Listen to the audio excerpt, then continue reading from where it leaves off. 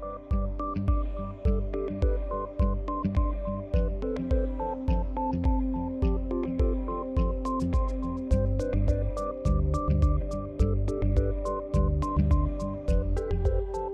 is Michele Lawrie-Munro, Executive Director of AIME, the American Institute of Mining, Metallurgical, and Petroleum Engineers.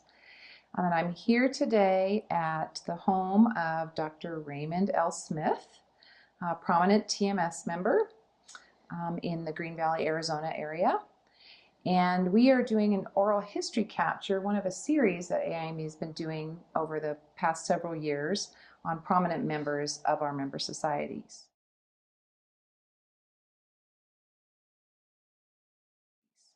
Today is Wednesday, March 14th, 2018.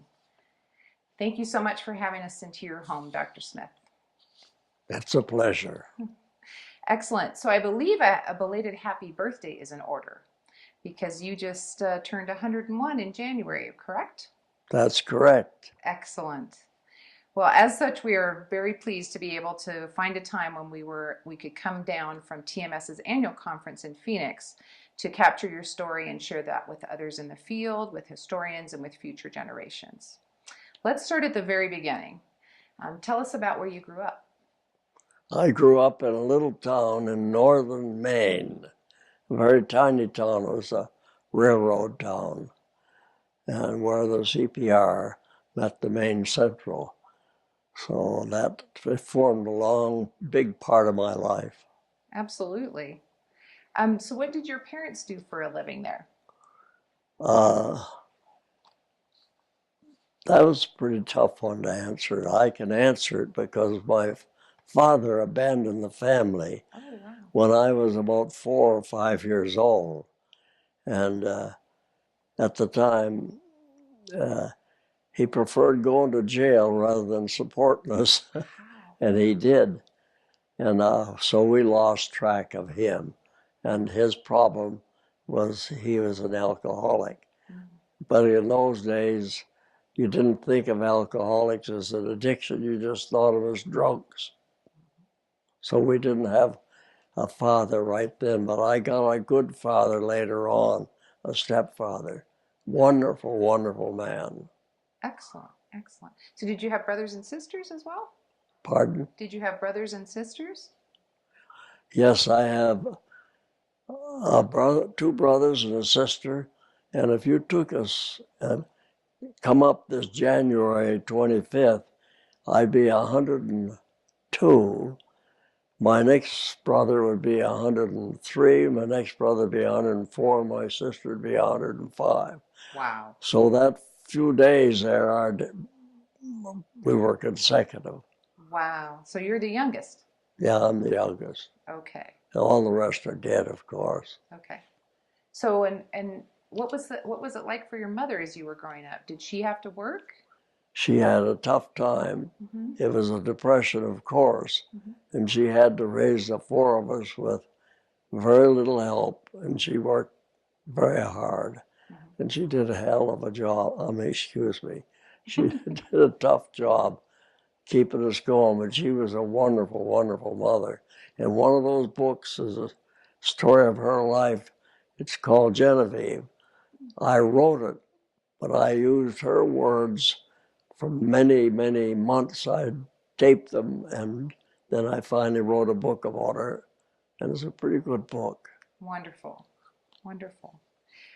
So who or what influenced you to become an engineer? Pardon? Who influenced you to become an engineer or Oh, scientist? it was all, I went through those first parts of my life without any ambition whatsoever because there were no opportunities. I didn't want to go to school. There was only one boy in town in Vanceboro, Maine that went to college. We thought he was a little peculiar. In those days, people just didn't go to college. But it wasn't until I went to Alaska that I went to college. And that was, you know that story, I'm sure. Do you want me to tell it? Or? Yeah, absolutely. Absolutely. I was going to say I've done a lot of research on you, and I know that you did go to school there and you taught there for a little while as well. Yeah. So yeah, tell us about your time in Alaska. Well, I was a boy that could fix things. I built cars and everything, and I was the only boy in the family. The others didn't do anything, but I'd get a car, and they'd borrow it. And I remember I had a beautiful Indian motorcycle, and my brother borrowed it, and he wrecked it. That's upset me some. But I'd get a car, and they'd give me the opportunity after I'd bought the car, and I rebuilt it. They let me have it at my turn. So I've always looked back at that and wondered how the devil could I be that stupid? But I did. I just figured they're my older brothers, so I'd take my turn using my car. Oh, excellent. Nice of you to share that with them. Yeah. So then how did you end up wanting to go to Alaska, or what opportunity led you there? I was a kid that could save money, and I saved every penny I could. And I got enough money to take airplane lessons. And there was a group of us, three of us, were going to buy a Great Lakes flying, airplane. And I remember on my motorcycle, I went down and backed out of it because there was an old book, it was a red book or something, and I could tell it was in August of 1938 or something like that. I'm going to try to research and find out what it was. It told me how you could get rich in Alaska. So I decided that, well, maybe I ought to go to Alaska instead of buying this plane. So I backed out of my deal, and they had to take it up. And I remember take my part. They were pretty angry at me. We went down to the airport in Hartford to watch them take off.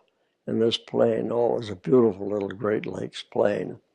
And they got it up about 50 feet, and the motor stalled, and it flanked to the ground, and the wings fell off it. And I figured, well, it's time I go to Alaska. Yeah. And so I backed out of that deal, used my money to turn my motorcycle in, and I went across the country to go to Alaska. I had to catch a boat, of course. Wow. That's how I happened to go there. Wonderful. And did you fly in Alaska? I read something about you piloting in Alaska. As what? Did you fly planes in Alaska? Well, yeah, I was trying to think the other day. I didn't do much, but I was co-pilot on a couple of big trips to one to Nome on a big plane. I can't remember the name of it. It was a 4-engine plane. And then another time to Point Barrow. And but then when the war came along, I wanted to get in flying, but they tested my eyes and said, no, you can't do that. And then a day later, I got a call to come out to the airport. I forget where that was. And I was very thrilled. I thought, now I'm going to get in. You know what? They wanted me to be a glider pilot. And there was no way I was going to be a glider pilot. I had no desire to do something without an engine. Exactly. That was a long story, too much. But anyway, I never did much flying. Yeah.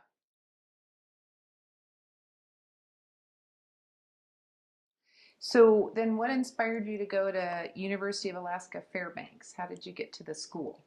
Well, we got to Fairbanks. I went to Fairbanks in a steerage, of course, with my buddy. Incidentally, he didn't have any money, but he got me to do these things, and he participated in what I had. But we got to Alaska, and I'd been a hobo in the United States because there was nothing to do, so I did quite a bit of hoboing. So I knew all about catching rides on trains and stuff like that. And I was going to go into anchorage. There was no anchorage then. There was just a port. And we were going to catch the, because I knew there was a railroad going into Fairbanks. Because I wanted to get to Fairbanks because that was where a lot of the gold mining was at that time. And but the people there advised me, you can't ride the rods on a train up here, you'll freeze to death. So then we got back on, stowed away on the old Aleutian, and they kicked us off in, what's the name of that little town? But anyway, that's where I wanted to go anyway, because they had one road that went into, from Valdez, it was Valdez. They had one road through the mountains into Fairbanks. And so we helped load a truck and got into Fairbanks. And they had bread lines in Fairbanks, just like they had in the United States. So there were no jobs. And I wandered out, I'd heard about this school, and I figured maybe we can go out there and get a job. You've heard this story before, haven't you? No. Well, anyway, we went, it was 6 miles out, so we walked out there, my buddy and I, and we saw a guy digging a ditch. And so we asked him if there was any work around there. And he said, no, there's no work. He said, here, he says, I'm lucky to have a job. But then he started asking us a lot of questions. And then I worried because in the old days, if you were working with a shovel or doing anything else, there'd be someone overseeing, and they'd fire you just like that. So I figured he's leaning on a shovel talking to us, he's going to get fired. But finally, he asked us lots and lots of questions. And then he directed us. He said, you boys look like you could stand a square meal. So he sent me over to a house. And he said, just tell him you'll work for a dinner. So we did just that. And we went in, and everything smelled so good. And of course, we'd been eating bread and stale bread and stuff to get along. We were hungry. And the woman came out, and the cook, and she said, well, you just wait a while, and you don't have to do any work for your dinner, because the president will be out and see you in a minute. And I figured we'd been lied to. There's a word for it, but it's a dirty word. So this guy came out all dressed up, and it was a guy who was digging the ditch. It was President Charles Bunnell. He was the president of the university. And why he asked us all those questions, he needed students. And he knew that we were students and pretty bright guys. And I said, well, we can't go to school. We don't have any money. He says, well, if you're a resident of Alaska, you don't need to pay any money, like a tuition. And I said, well, I'm from Maine. The other guy said he's from Cape Cod, Massachusetts. And the guy said, did you go and get off the boat and go into Anchorage? Not Anchorage. One of the towns, I forget what it was. The maid cut out. There's where my memory's bad. Mm-hmm. But yeah, I said, we get off there. Juneau. He said, we got, did you get off the train in Juneau? And did you get off the boat in Juneau and go into Juneau? I said, yes. And so he said, you boys are residents of Juneau. So he pronounced us residents of Alaska. That way we didn't have to pay any tuition. Nice. And he got talking to us, and he finally convinced us that we had to do something during the winter, and that we ought to go to school. And so we decided to go to school. That's how I got into it. I never wanted to go for an education because it was impossible. Right. But we did. And Wonderful. Of course, I did very well. I was going to say, that actually changed your life pretty much. Yes, it changed it. That was a major change in my life. Yeah. Yeah. So why did you decide engineering or metallurgy or anything like that? What did you say? Why did you decide for engineering or to go into metallurgy? Well, it was an engineering school. Okay. And so mining engineer was a major thing. Okay. And so I took that. So was that what you had your undergraduate in, was in mining engineering? Yeah. You know, one of the things, when I went there, I graduated cum laude. Well, I would have got magna cum laude, but there was one English teacher, and he tested, said, I want to test the students, get an idea. I want each of you to write a story. So I wrote about the river drives because I worked as 16 years old. I worked driving the logs down the St. Croix River. And so I knew how to ride logs and do it. So I wrote a story about that. So what he said to the class was, now we're going to talk about plagiarism today. And we have an ideal case.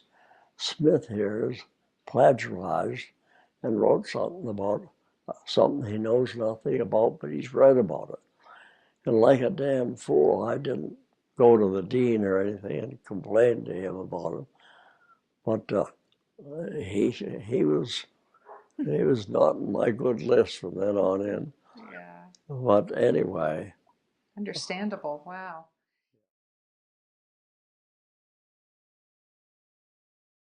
Yeah. So, and you got, I had read that, I think you got your bachelor's degree from there, right? Yeah, I got and then my when bachelor's degree. you went to get your PhD at University of Pennsylvania, Philadelphia.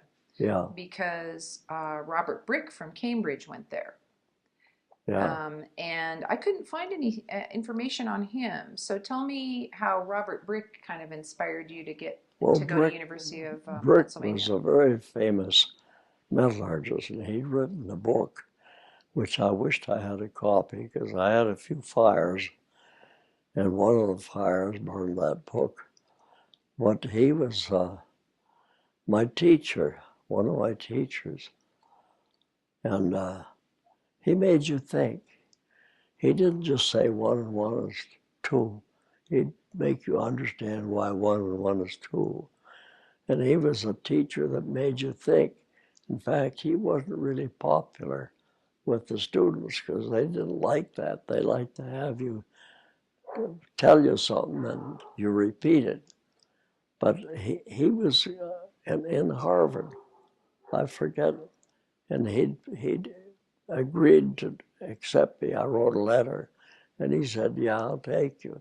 But then he moved to Penn to start the school, the metallurgy there. And so he wrote and asked if I'd join him. So I said, sure.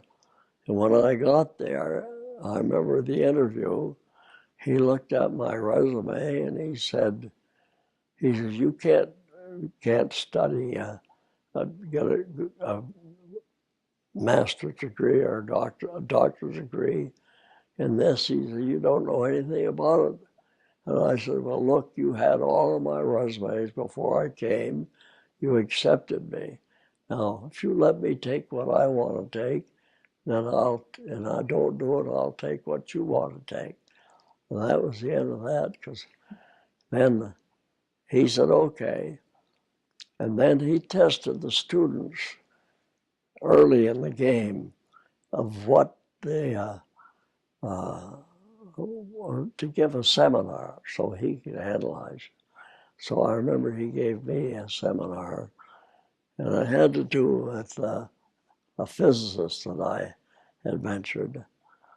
I forget that name now. But when I used that name, he says, you know, you kids make me sick. You talk about things you know nothing about. And because I'd used an equation of his.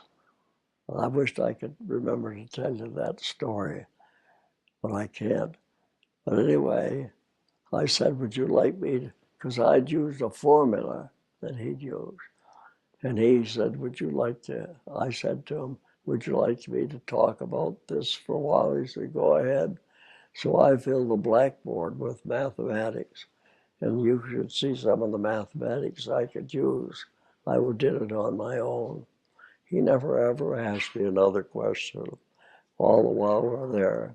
And when he died. I remember his wife was very friendly, and I knew her very well because I was older when I went to school. And she said that he thought I was the smartest. He said I was the smartest student he ever had. So I was very pleased with that. But that was Robert Brink. Wonderful. He became a good friend of mine. In fact, when I became president of the university, I had him up to the school. And my wife gave me hell because we had dinner. And I'm sitting here, and one of the board directors that headed the school was sitting here, and then he was sitting over there. So I talked across her, and my wife gave me hell. She says, you really blew it. You got her awful mad at you. And so she solved that problem. She was a smart woman. So she got a good bottle of liquor and gave it to her because she knew that woman liked to drink. And from then on in, she was our friend. There was no problem there. Excellent. I don't know how I got rambling off that way.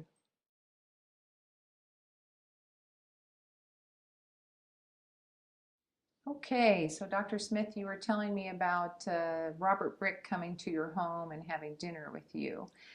So what else can you share about that experience? Well, before I go into that, which relates to me being president, when I left to go to get a job, I wanted to get back into education. I'd been doing high-level research, and I drew up in an old car in the back of the Metallurgical Engineering building, and to be head of a department. And within 5 years, I became president. Right. So every job I got, I moved fast. And it wasn't any intent, it was just natural. So I just moved fast. Right, you had those leadership qualities that allowed you to rise very quickly in your profession. That's wonderful. So let's back up just a little bit to talk about between when you got your degree in Alaska, Fairbanks, and you taught there for a little while, and before you got your PhD, I understand you served in the Army during World War II. So what can you tell us about that experience? Well, I never shot anyone, and I never ducked any bullets. I was an engineer already. I was a good engineer, and so I got a job then building things, and that's what I did. Wonderful. So my military experience didn't amount to much. But was it domestically here then in the U.S. that you built things? Did you build things in the United States? Pardon? Oh. As an engineer, did you build things in the United States for the Army? Alaska. In Alaska. Yeah. Okay. Yeah, because I was up there. Great. Yeah, I never went overseas or anything. Okay. So when did you meet Rachel, your wife? Oh, about 14 years ago. I was given the keynote address. There was a celebration of the gold rush of the early 1900s in Alaska. And so they invited me up there to keynote that. That was a week-long thing. So I gave the opening lecture, and a guy came up to me afterwards, and he liked my talk, and he'd given a talk too. And he was so impressed with what I had to say and how I did it that he invited me to give a lecture for him down in South Carolina. And there was a lot of ins and outs there. But I eventually ended up down there giving a lecture, and I went in the room early in the morning because I had to drive all night. And there was a woman sitting there, one woman. And I went over and said, well, here's a nice lady I can sit beside. And she said, you can't sit here, you're a speaker. And so I said, oh, well. And then while I was lecturing, I watched her, and she was taking notes. Well, I could write something. I never looked at notes. I didn't need notes. I could write something. My memory is excellent. I could give you word for word of what I'd written. So she was impressed by the fact that I talked for an hour with no ins and outs or E's or O's. So she got very impressed and she wanted to meet me. And so we met her after a while, after that was over. And then we started corresponding. And then we got married after 2 years. Oh, very nice. So that was all in Alaska? That was, no, that was in Charlotte, Carolina. Oh, okay. I gave a lecture there. Okay. At the time, I'm trying to think where I was out here then. Yeah, right here. And I was semi-retired. Okay. And my wife of 54 years had died. She was a brilliant woman, but she died right here. Okay. I can't talk about that. Okay. No, and that's perfectly fine.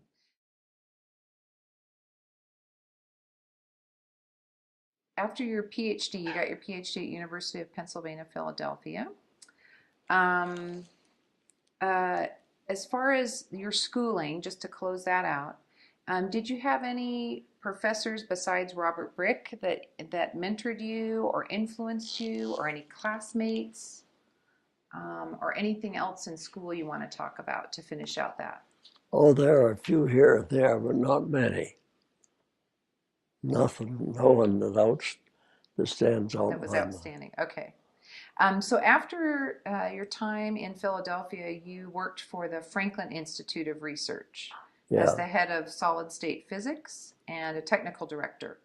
So was it difficult for you to transition from going to school to being in the profession? What was that transition like? Well, it was unusual. I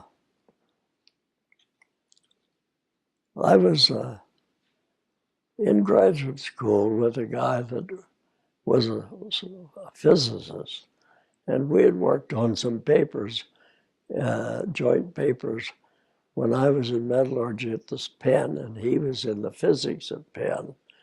So he advised me to take this job at Franklin Institute, and they hired me to start a metallurgical section. And I'm working with in my group, there were 5 top-notch physicists, and somehow I got to be appointed head of that group, which was unusual for a metallurgist to be involved in things like that. Right. But with my mathematical abilities, were very, very good. After we throw out this talk, I want to just show you a little pamphlet of the kind of things I did. And so I became a head of that, and I raised a lot of money. And as a result of that, I got appointed technical director of the whole laboratories. There was a lot more in those 4 groups, and had a whole bunch of things. So I worked there for a couple of years. And how did you like that work? What kind of things did you do there? Well, I did mostly theoretical mathematics, and because I was good at that, wasn't a part of my background. I just did that. Right. I'll give you afterwards, when we relax with this stuff, I'll show that to you. Wonderful. And you'll understand more what I'm talking about. Okay.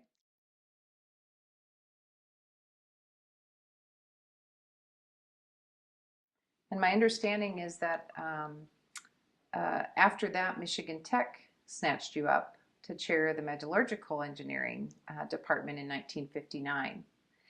And I think you had told someone in an earlier interview at Michigan Tech that you went there because of Martin Caserio, Yeah, who headed up Chevrolet, who was a Michigan Tech alumnus and General Motors Group Vice President eventually. He served on Michigan Tech's board later on.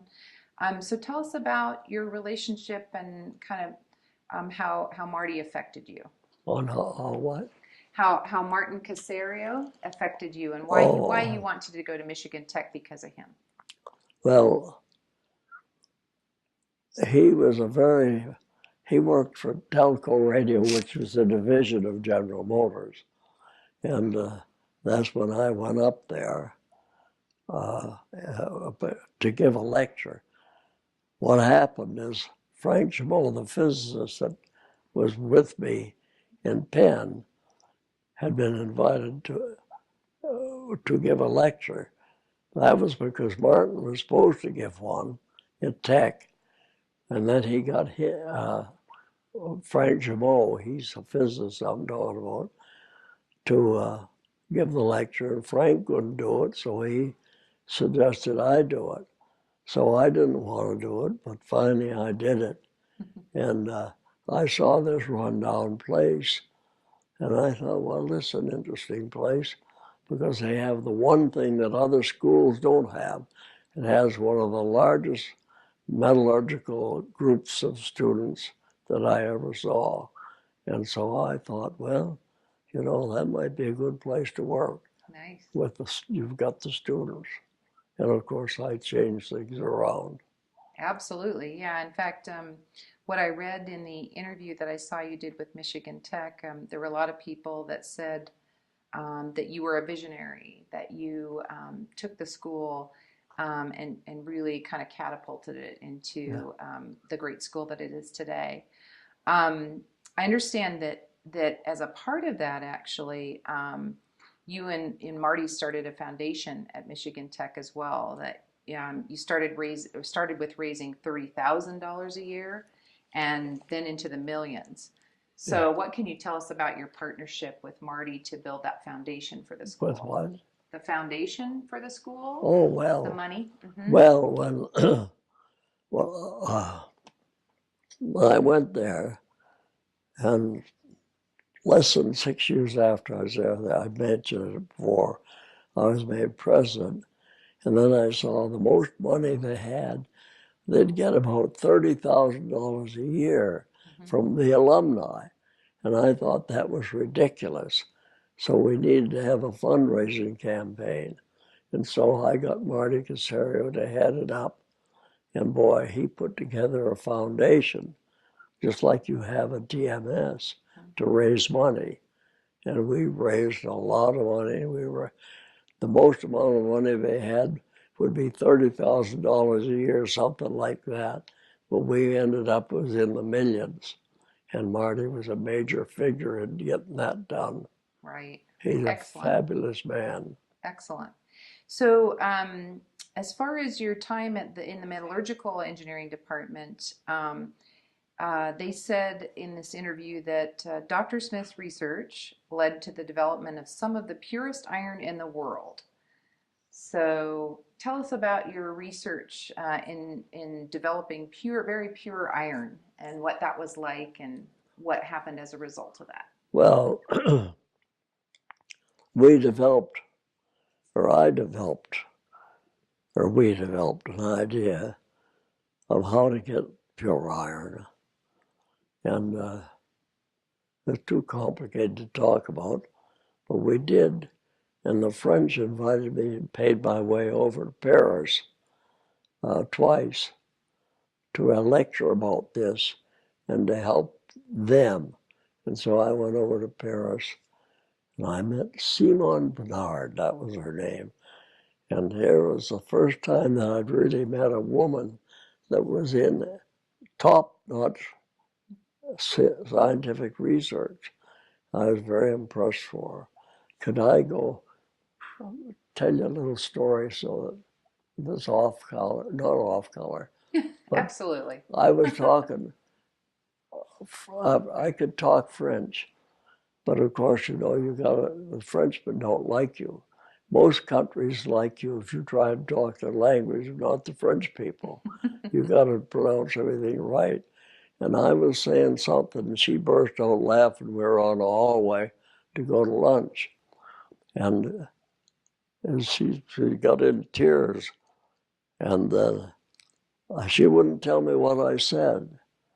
And she said, well, I want to introduce you to lunch. We had lunch with all of the people that was standing there. And she asked me to tell that story. And they all rolled in the aisles. I never found out what the hell I said. I still to this day, but it had to be off color. You could bet your boots. Exactly, exactly. But anyway, I enjoyed that. Absolutely. I enjoyed my relations with Paris.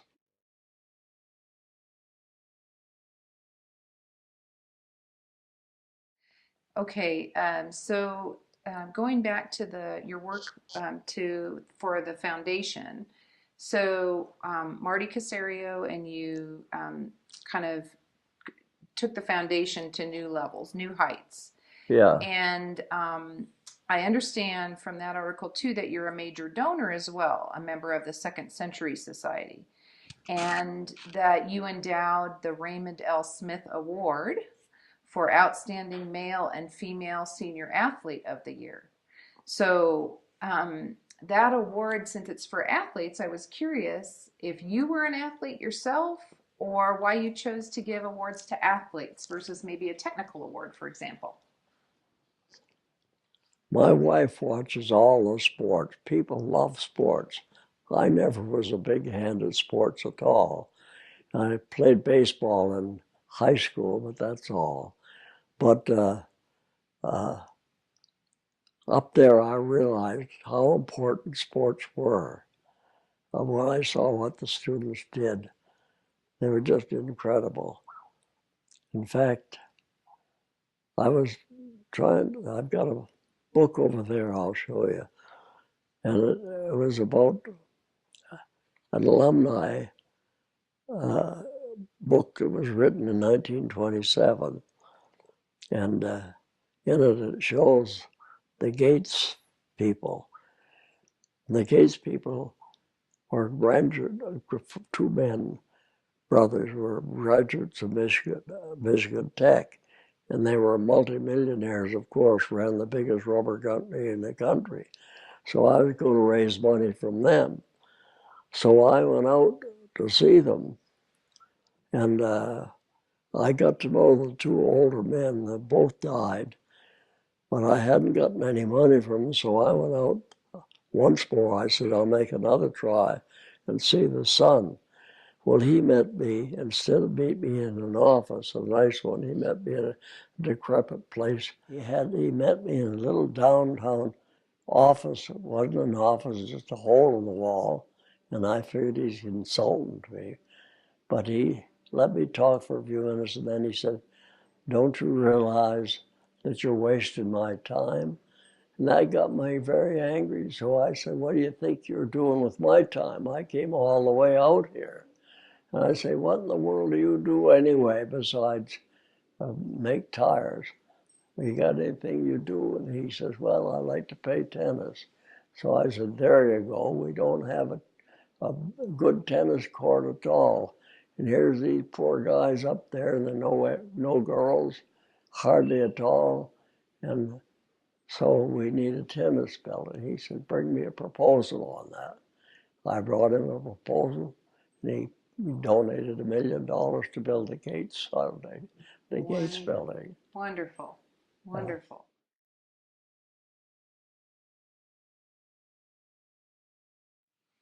Okay, so Dr. Smith, after chairing the Metallurgical Engineering Department at Michigan Tech for just 6 years, you became the university's 6th president.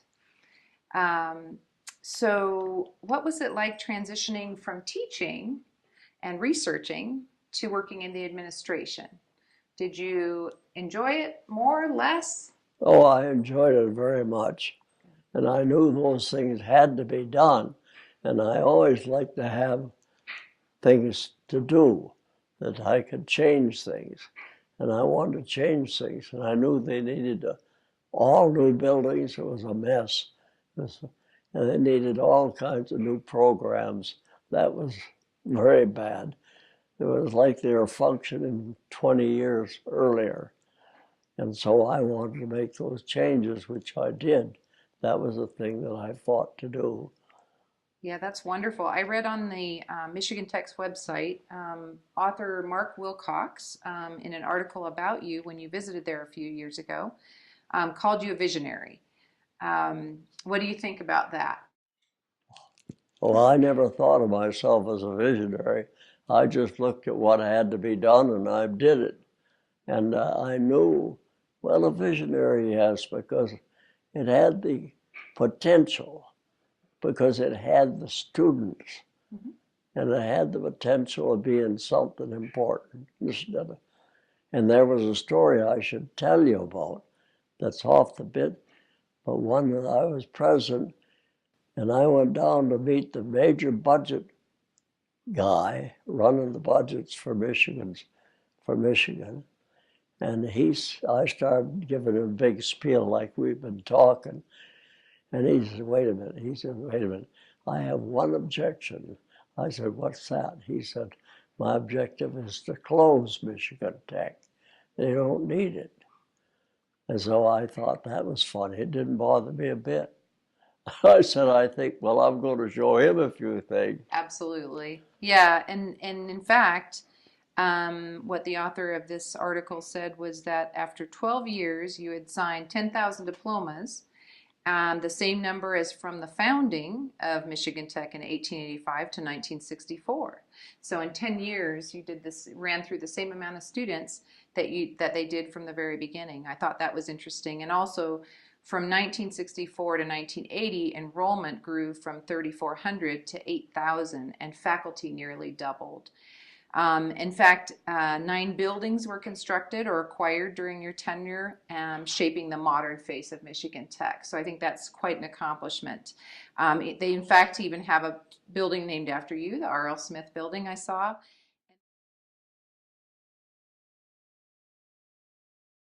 I also noted that in 2010 on Michigan's website in an article that it says that you went back to address the graduates and received their highest honor, the Melvin Calvin Medal of Distinction.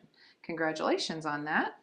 I understand that this is named for the first recipient, for its first recipient, Michigan Tech alumnus Melvin Calvin from 1931, who won the 1961 Nobel Prize in Chemistry with Andrew Benson. It recognizes individuals who have an affiliation with the university and who have exhibited distinguished professional and personal accomplishments.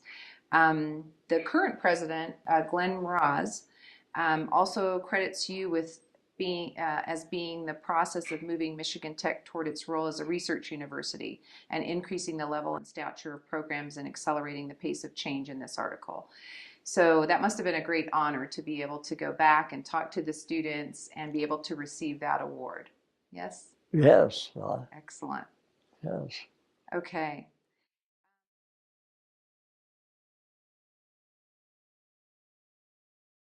One other story I wanted to talk about a little bit was what I read in Michigan Tech's blog from 2009, from a feature story here in Arizona's Green Valley News and Sun, that at age 93 you searched for mines in your golden years with some group of other men, and you located old hazardous mining sites in south central Arizona here. Pinpointed the location, recorded data on the environment and the wildlife, and you erected safety signs. Was that, and it was called, I think, the Hazardous Abandoned Mine Finder Group? Yeah, that was a group we started, which was really worthwhile because they put a law on the book that all abandoned mines had to be marked. And so one of the guys, not me, but he's the guy that started it.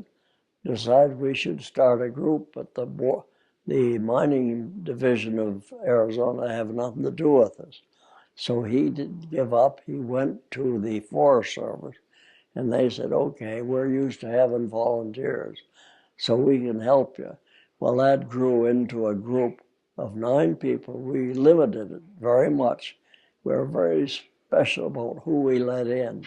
We had one guy appointed to be the guy that would let anyone in. We finally ended up with 9 people.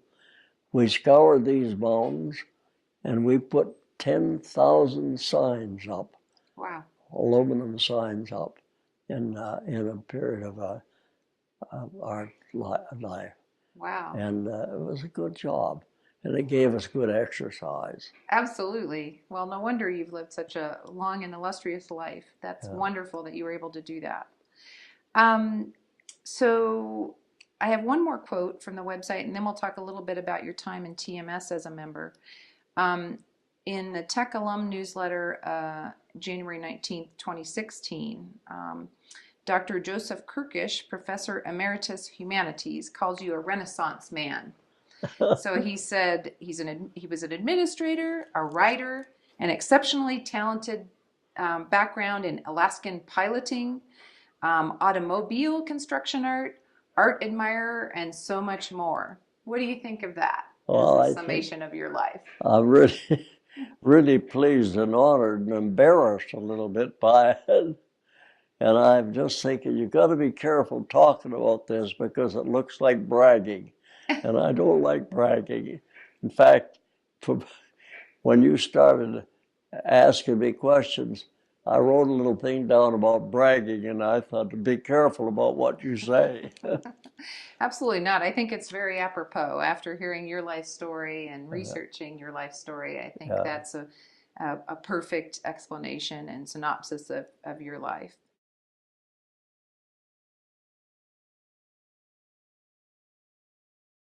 I understand, so you're a longtime member of TMS, and you're also a member of ASM, was my understanding.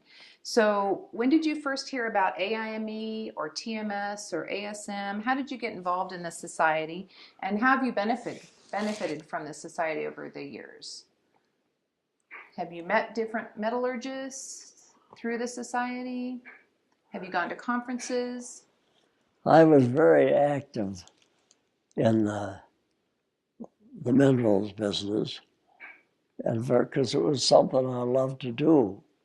And I got very early on. I think I must have been one